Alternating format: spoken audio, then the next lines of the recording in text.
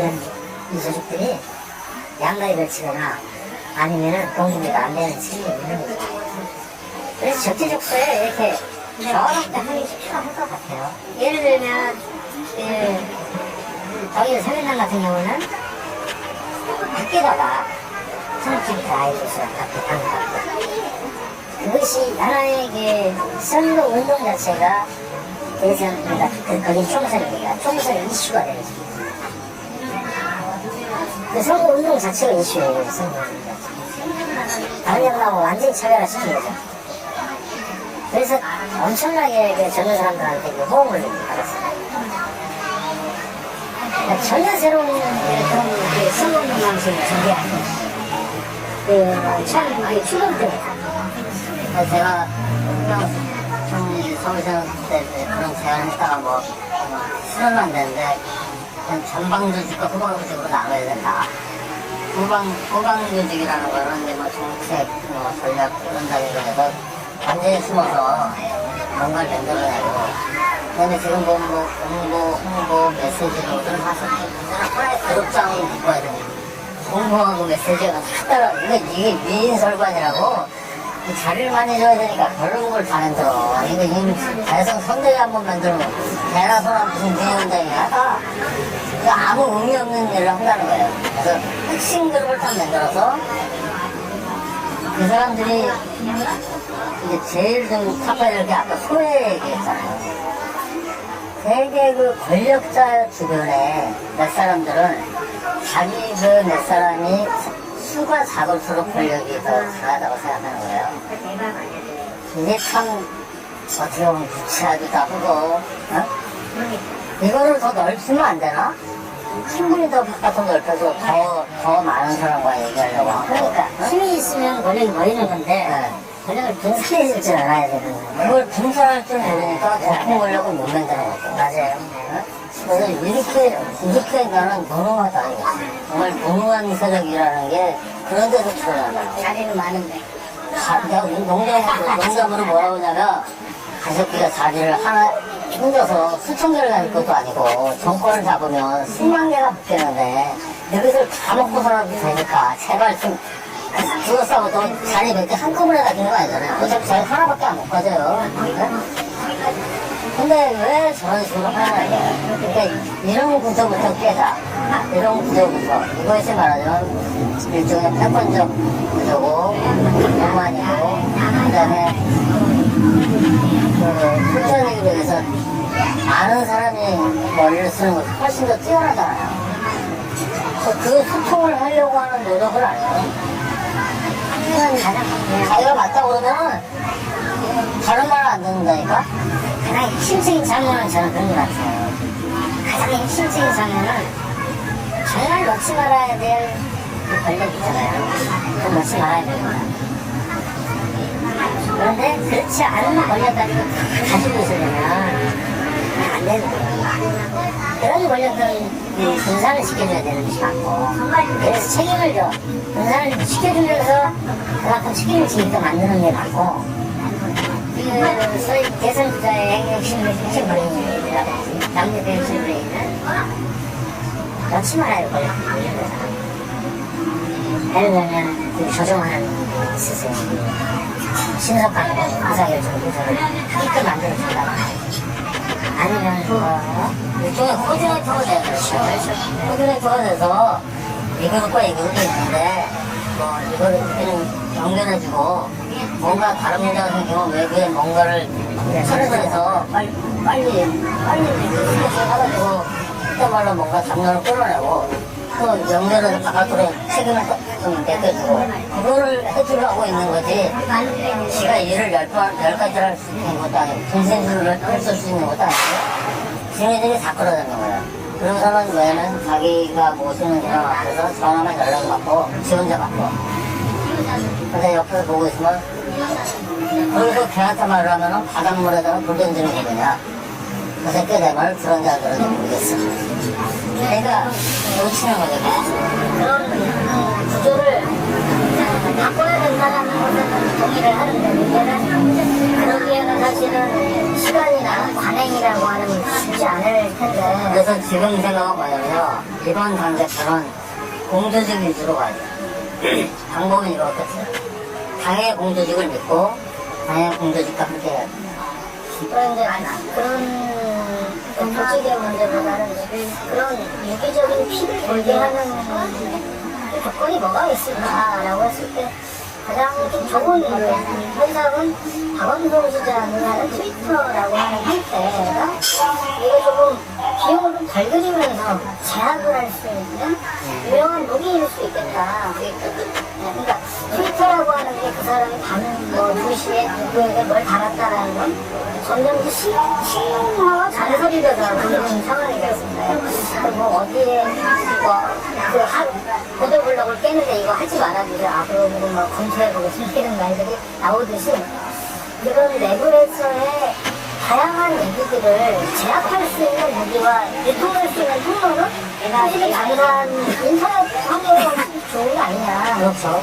그리고 사실은 우리가 예전부터 알려진 신호들 곳곳으로 단자들을 다 심어놓고 이렇게 들어오고 들어오지 않습니까? 그래서 이거에 대해서 그런 내부 의견도 있지만 넌 알고 그냥 이렇게 가다가 얘기를 해보면 갑자기 들으면 당당히 각 사람들 대답도 못하면서 호소문을 듣고 막 그런다는데 사실은 그러한 우리가 현재 그 자원을 100이라고 했을 때 100을 모두 투입해서 공동직이나 뭐 다른 것을 바꾸는 데 쓸 거냐 아니면 50만 되고 50이 다른 것으로 사용하게 할 거냐라고 하는 전략적 판단이 서야 된다면 사실은 내가 보기에는 그 피를 순환시킬 수 있는 측면에서 우리의 강점은 전사 인터넷이라고 한다면 그런 부분에서의 아이템도 갖고 와야 되는 것 같다.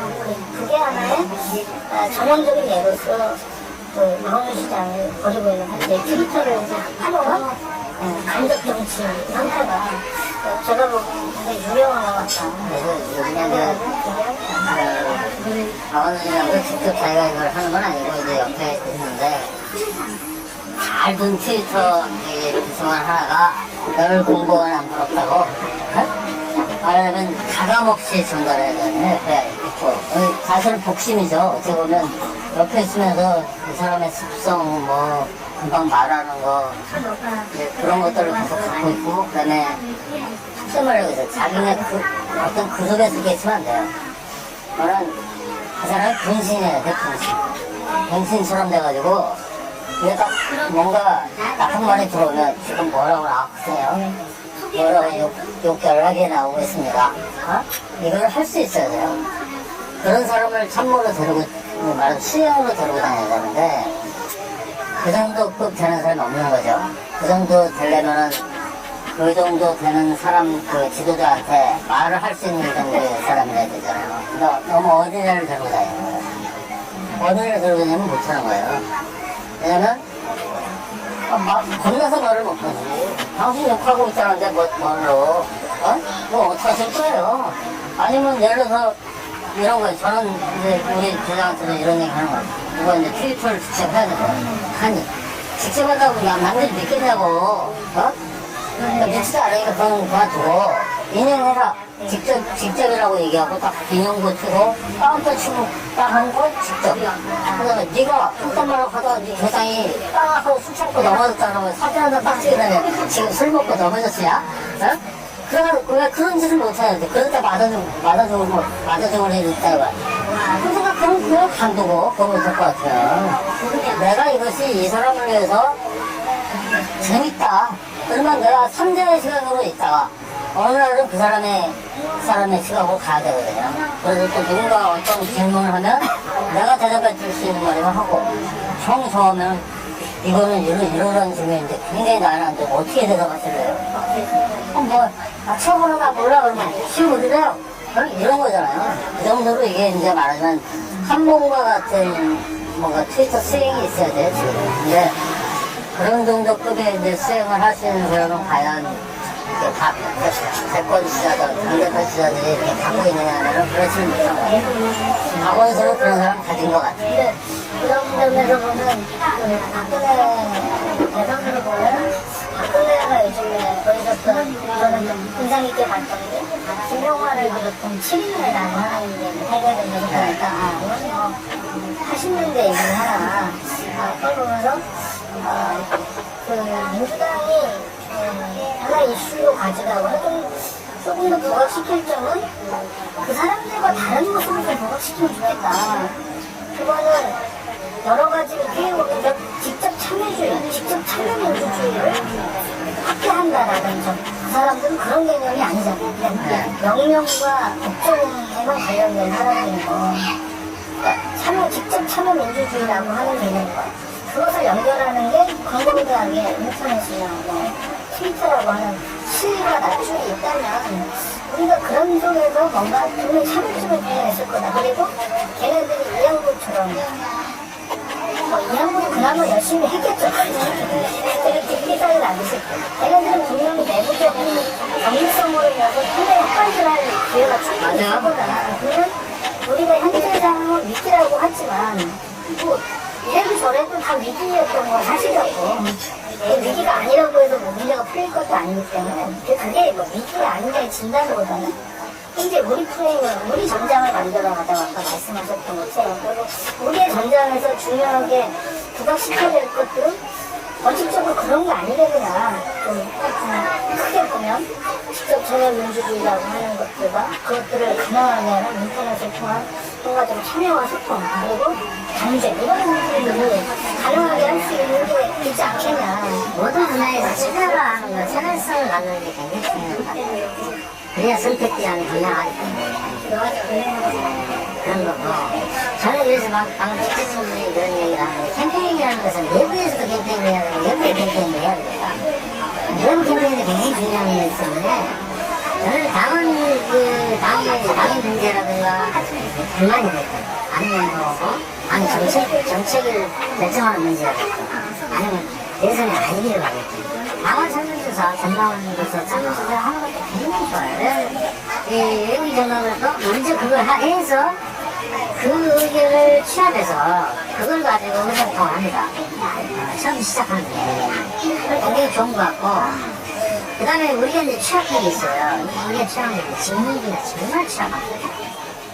사실 우리가 아까 처음에 말씀드렸더니 세금을 같은 경우는 핵심지층이 너무 고통해요.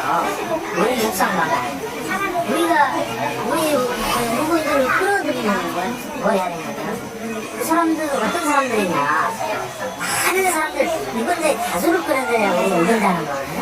그렇죠. 그러면 이 직무문화에 정말 고민이 필요합니다. 직무문화를 세분화게 되겠어요. 준비 안 하고 그러면 어떻게 해야 될지 뭐 아직까지 그 아이디어는 없는데 굉장히 정말 이 부분은 대선이 결정될 수 있는 그 중요한 그런 사안일 수 있어요. 그 다음에 또 하나는 각 지역위원회, 지역 현안하고 민주당을 바라보는 어떤 불만, 아니면 뭐 이런 것들 좀 취합을 합니다. 지역 현안 굉장히 중요해요. 지역 수건 사업이나 이걸 파악을 빨리 하는 게 중요한 것 같고 정부에 저는 세분화되는 책임적인 노력 여하에 따라서 정말 동별로 동별도 한 지역에도 그 지역 이기주의가 있는 게 있잖아요. 그런 사람들을 또 정부에 준비합니다. 그 다음에 또 한 가지는 그 공정위 기지로 하고 사람들이 서포트하는 모양새에서 좋고 대승적이기 때문에 다양하게 어필을 이동을 모으는 작업이 필요하니까 외부에 전문가들도 안 있잖아요. 이런 모임들을 포럼이나 많이 좀 조직을 하고 그런 것도 너무 사람이 잘 걸리고 해서 계속해서 아이디어를 모아내고 또 그분들이 또 뭔가 정책에 바라는 뭐 희망이라든가 아니면은 그런 것들에서 일부러 대화시킬 수도 있고 할 수 있고